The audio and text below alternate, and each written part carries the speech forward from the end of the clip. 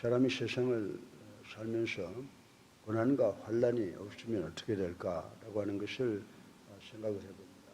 어떤 사람들은 믿음이 좋아서, 또 어떤 사람들은 그 심중이 굳어서 고난과 싸움에서 승리하게 되는 것 같이 보이지만은, 사실은 이 땅에 살고 있는 모든 사람들은 세상이 주는, 사탄이 주는 고난과 환난 중에 있다라고 하는 것을 부인하면 그건 거짓말이라고 생각을 해볼 수가 있습니다. 그러나 우리가 예수를 나의 구주로 살아계신 하나님의 아들로 믿고 영접하고 세례받은 사람들은 어떠한 고난과 환난이 오더라도 주님의 자녀로서의 태도를 견지해 나가야 된다라고 하는 말씀을 오늘 본문을 통해서 교훈을 받을 수가 있습니다.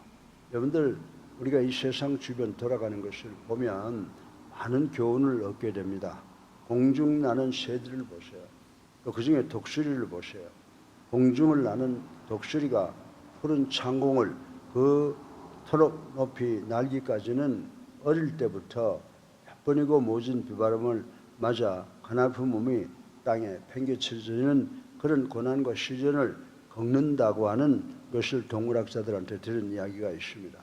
이러한 고난과 시련을 견뎌내지 못하면 자기가 아무리 독수리로 태어났다고 하더라도 하늘의 왕자가 될 수 없다라고 우리가 이야기를 하고 있는 것입니다. 사랑하는 예수님교회 성도 여러분, 하나님의 백성으로 부름을 받은 우리 성도들에게 또 겪어야 할 시련이 있다라고 하는 것입니다. 우리는 세상과 우리와 다른 것이 뭐냐? 우리는 예수를 나의 구주로 살아계신 하나님의 아들로 믿고 영접하고 세례받아서 하나님의 보호 속에 있고, 세상 사람들은 그렇지 못하다라고 하는 것이 차이라. 예수님이 곧 세상 사람들과 우리를 구별하는 하나의 시금석이 된다라고 말씀을 드릴 수가 있습니다.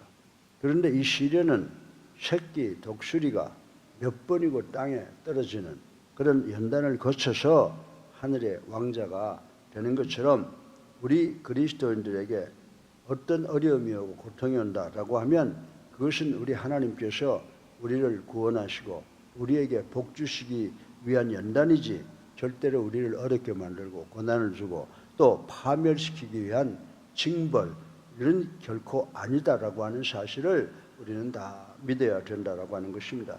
저는 성경을 통해서 이러한 말씀을 여러분에게 드리는데, 구약 성경에 보면 욥이라고 하는 사람이 등장을 하지 않습니까? 그래서 욥은요, 정말 인생의 오중고, 재물, 자식, 아내, 건강, 친구 다 잃어버렸습니다. 그럼에도 불구하고 욥기 5장 17절에 보면 하나님께서 징계하시는 자는 복이 있다라고 말씀한 것을 우리는 기억을 할 수가 있는 것입니다. 사랑하는 예수님교회 성도 여러분, 이 세상 역사상 위대한 인물의 대부분이 다 이 고난과 환난을 통과한 사람들입니다. 성경에서도 보게 되면 우리가 그토록 존경하는 요셉을 볼 수가 있습니다. 욥을 볼 수가 있습니다. 다니엘 등등 많은 성인들도 있는데, 이들을 살펴보게 되면 그야말로 말로 표현할 수 없는 환난을 당했던 것을 우리는 알 수가 있습니다. 사랑하는 예수 사랑교회 성도 여러분, 우리를 포함한 모든 대한민국 사람들이 지금 어려움 당하지만 이 고난은 앞으로 있을 하나님의 축복을 약속하는 증표와 같다라고 말씀을 드려도 저는 과언이 아니라고 생각합니다. 사랑하는 성도 여러분, 구원받은 성도라고 해서 예수를 나의 구주로 살아계신 하나님의 아들로 믿고 영접해서 세례받아서 그리스도인이 되었다라고 해서 이 세상에서 다가오는 환난을 완전히 피할 수는 없다는 것입니다. 환난이 없는 것은 아니라고 하는 것입니다. 오히려 믿는 자들은 하늘나라에서 영광스러운 자랑스러운 멸류관을 받기까지 이 땅에서의 여정 가운데 무수한 환난과 모진 시련을 겪게 될 것이라고 성경에서 우리들에게 가르쳐주고 있다라고 하는 것입니다. 사랑하는 성도 여러분, 우리 영적 지도자인 바울 사도는 뭐라고 말했습니까? 로마서 8장 17절부터 18절에 보면 우리가 그리스도와 함께 영광을 받기 위해서는 고난도 함께 받아야 한다고 말씀하신 것을 우리는 기억할 수가 있습니다.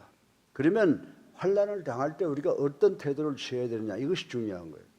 믿는 자와 믿지 않은 자와 차이가 뭐냐, 환난을 당할 때 어떻게 행동하느냐가 바로 차이를 말해주는 것이다라고 말씀을 드릴 수가 있습니다. 그래서 오늘 말씀이 약간 길은 것 같지만 다 자세히 몇 번을 읽어보니까 세 가지를 우리들에게 가르쳐 주고 있습니다.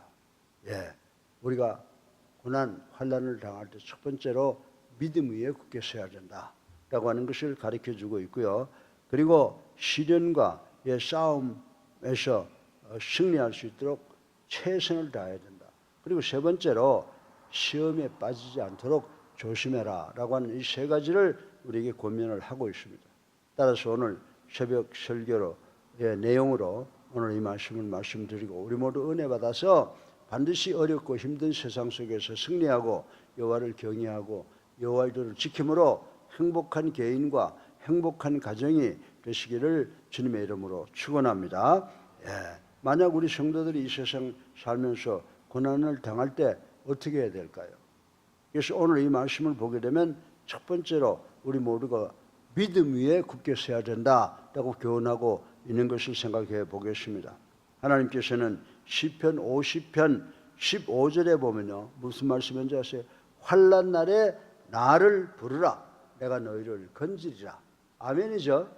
아멘? 아멘, 아멘 하세요. 정말 우리가 어려움 당하면 좌절하고 절망하고 몸부림칠 것이 아니라 이러한 환난이 다가올 때 하나님을 부르면 하나님께서 우리를 건지실 줄로 믿는 우리가 되시기를 주님의 이름으로 축원합니다. 그래서 이런 말씀이 떨어지면 누가 아멘 하라고 하든 안 하든 아멘이 나와야 우리 그리스도인들이죠.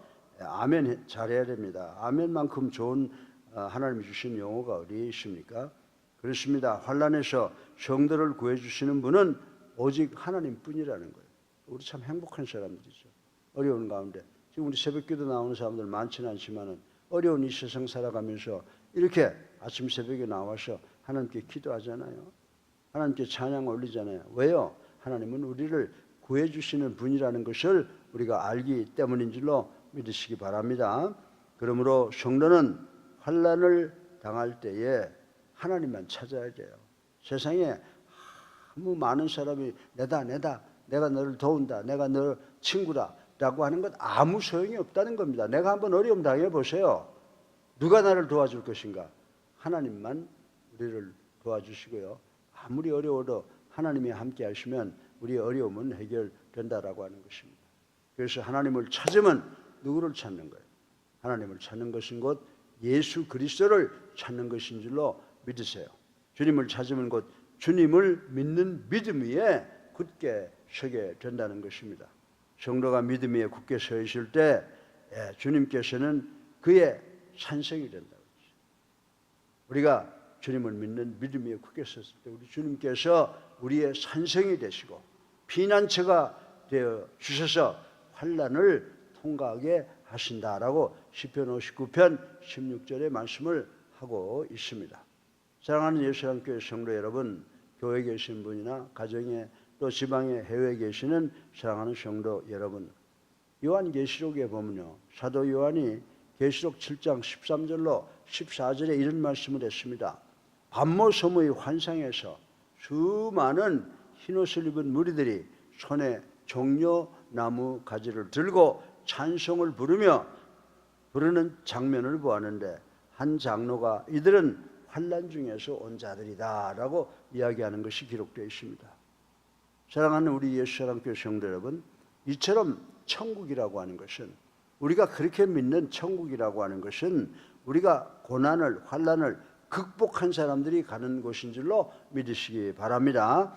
이 세상에서 성도는 굳센 믿음으로 환난을 이기는 승리자가 되어야 한다고 오늘 본문은 우리들에게 가르쳐 주고 있습니다.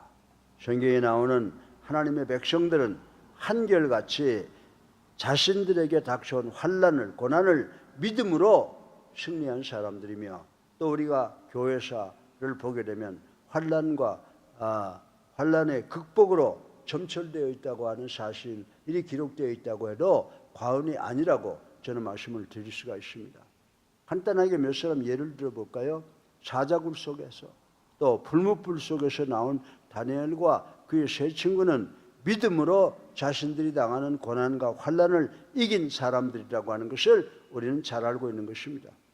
그런데 중세사에 와서 보면요, 86년 동안 나를 버린 일이 없으신 주님을 결코 욕되게 할 수 없다라고 하며 화형도 겁내지 않고 기꺼이 순교의 길을 걸어간 폴리갑을 비롯한 이그나티우스나 저스틴과 같은 그리스도를 위해 죽어간 수많은 무명의 순교자들이 있다라고 하는 것입니다.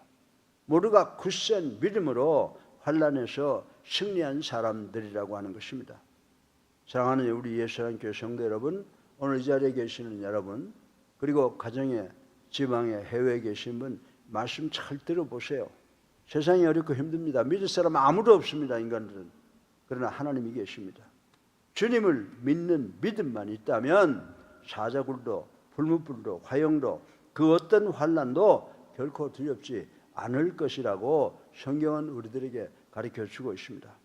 사랑하는 예수님께 성도 여러분, 주님께서는 마태복음 10장 39절에 당신을 위하여 자기의 목숨을 잃는 자는 그 목숨을 다시 찾을 것이라고 말씀하셨음을 명심하시는 우리가 되어야 될 줄로 믿습니다.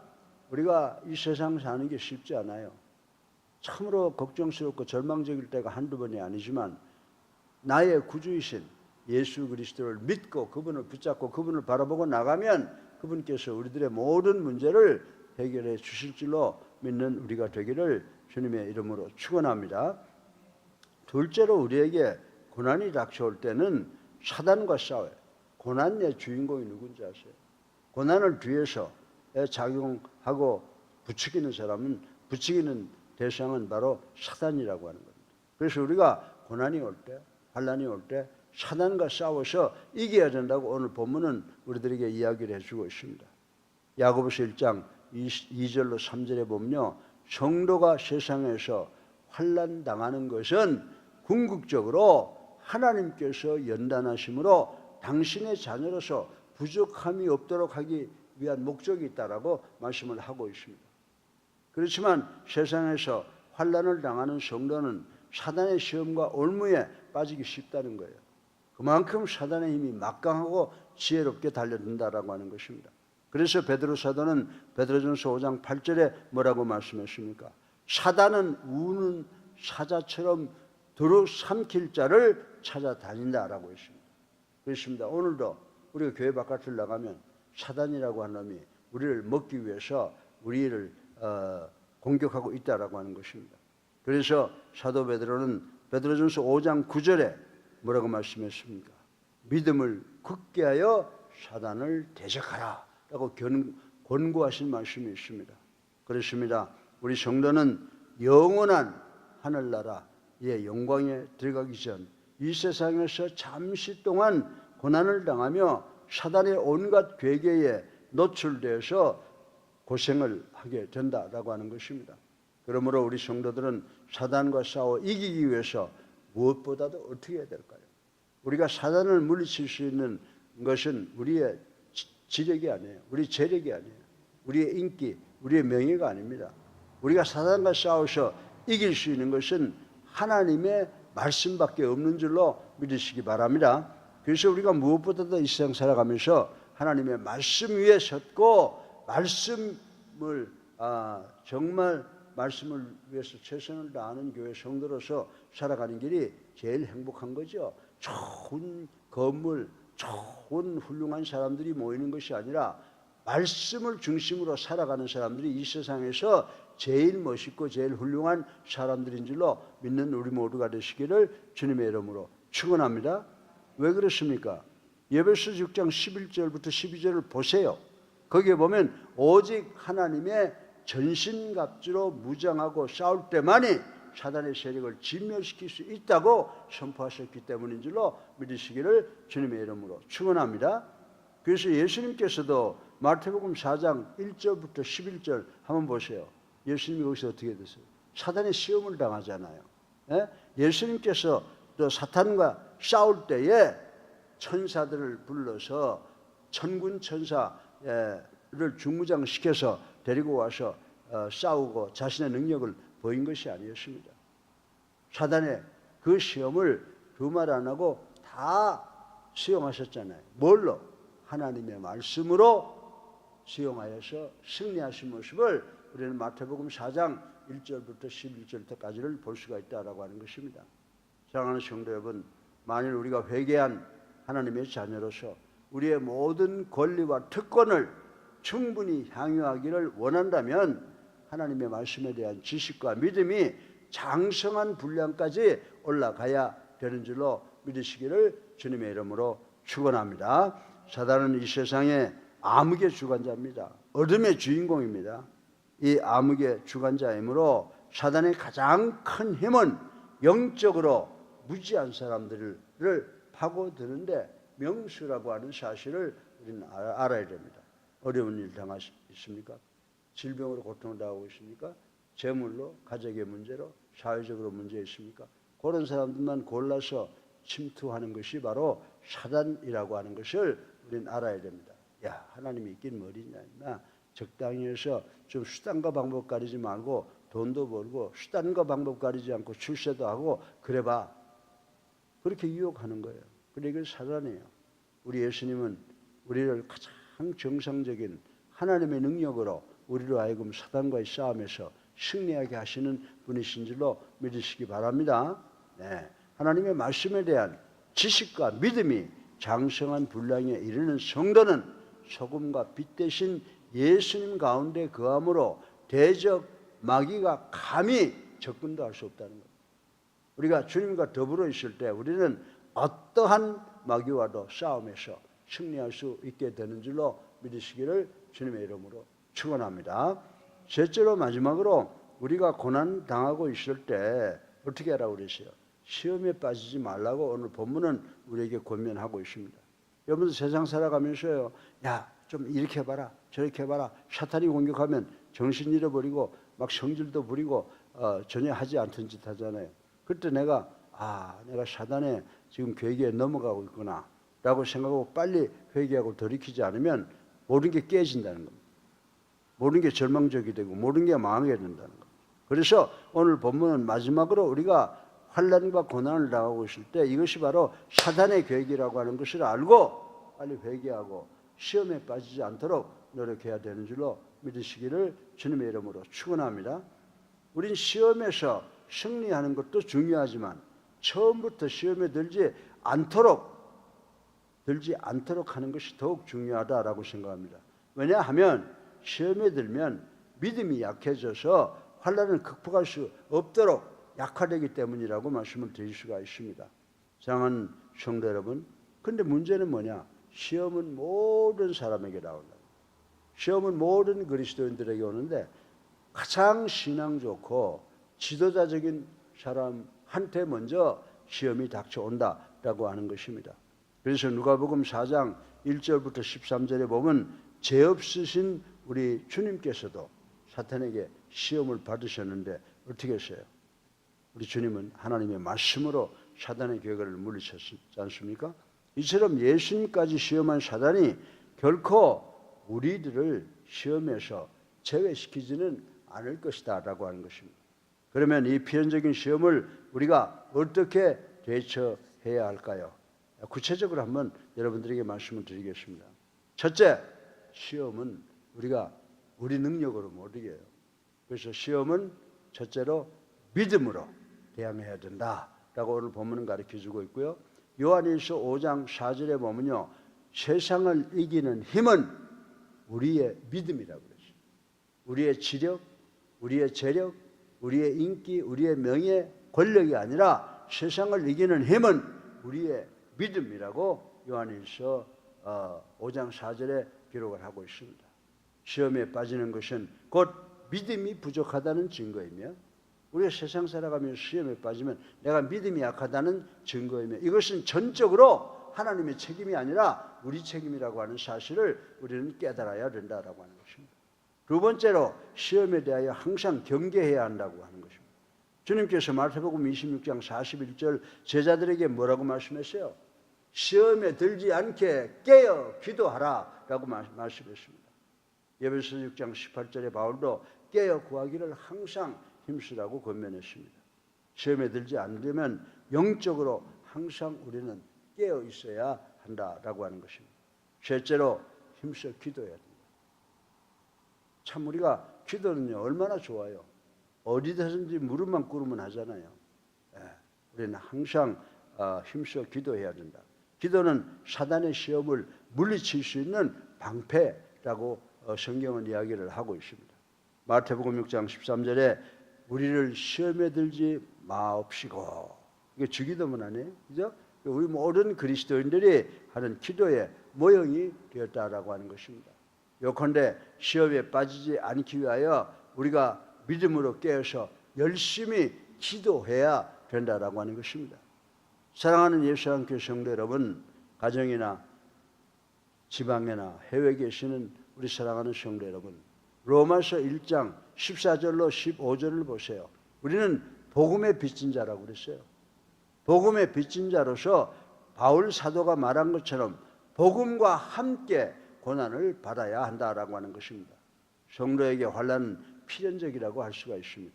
성도는 오직 환난을 이긴 자만이 흰 옷을 입고 주님과 함께 거하는 천국 축복을 누리게 됨을 기억하면서 굳센 믿음으로 모든 환난을 시험에서 이기는 승리자가 되시는 우리 모두가 되시기를 주님의 이름으로 축원합니다. 사랑이 많으신 아버지 하나님, 우리가 세상을 살면서 고난을 피할 수도 없고 고난을 당하며 살아가고 있습니다. 따라서 우리는 믿음이 굳게 서야 합니다. 사단과 싸움에서 승리하겠다는 결단을 가져야 됩니다. 시험에 빠지지 않도록 주의해야 됩니다. 오늘 바울이 주는 이 교훈을 마음속 깊이 새기고 어렵고 힘든 세상 속에서 승리하는 우리가 될 수 있도록 도와주시옵시고 늘 잘못한 것 회개하면서 살아가는 우리가 될 수 있도록 축복하여 주시옵소서. 예수 그리스도